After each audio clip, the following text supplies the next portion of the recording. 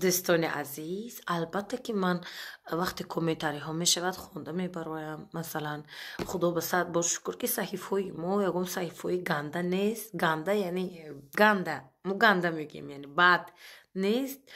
مثلا خونده می براید در آنجا نوشته است شما پاسداران این زبان هستید، زبان فارسی، با شما تاجیکانی بخارا مجبور هستید دست گیرید.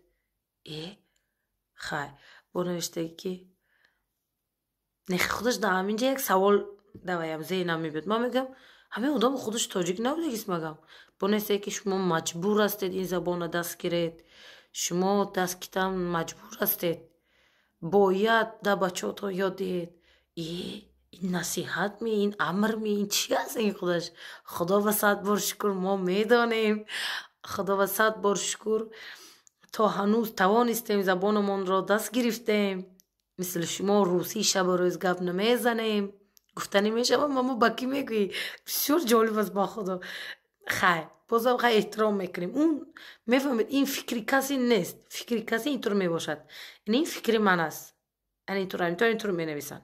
این مثل یک امر کردن گویم می با یک کس دستش نشان داده گپ زدن گویم می از طریقی نوشته کردن. خب ببخشید یگانه من نیستم در این روی زمین تاجیک باشم.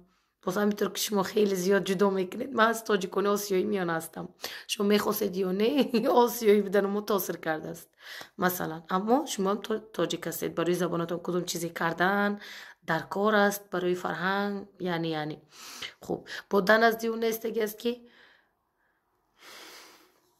نوشته است که شما خودتون رو فروختید، ملتانتون رو فروختید، چی کارو کردید. کی کرد؟ سوال. امروزه جوان مجبور نیست در کارهایی که گذشته کیم کدام فلانی کرده است جواب دهد. چرا از یقه جوانو میکشید؟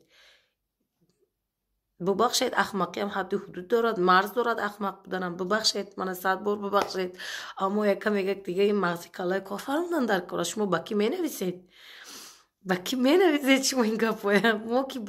ما که فرزندان اسماعیل سامانی هستیم، ما در جویش بزرگ شدیم، هر جمعه رفته زیارت کردیم. آیا شما این کار کردید؟ نکردید. شاید آرزو میکنید در خوابات هم میبینید. ما در همونجا بزرگ شدیم، چیزا هم از دست ندادیم. مردمان بخارای شریف رو میگویند که مردمانی هستند که دوراندیش هستند. شاید کارهای انجام دادین که امروز ما خیلی چیز را دست گرفتیم، خوب بود یا خراب بود، اما در گذشته بود. اکنون اون کارهای گذشته فکر کرده این حیف ما، روز ما، ساعت ما حیف کردن نیستم. یعنی خب به شما مصلحت میدهم که این موضوع به خودتان که خودتان در آینه گپ بزنید، که من نه در من نوشته نکنید.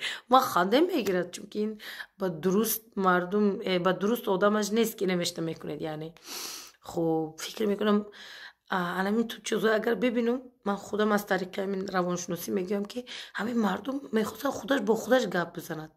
چرا یک نفر پیدا میکنن و در اون کامنتاری نوشته میکنن؟ خوب که من میفهمم یکم چیزی حقارتی نمی نویسم یا که توهین نمی نویسم، چی در کار است من میفهمم، درک میکنم.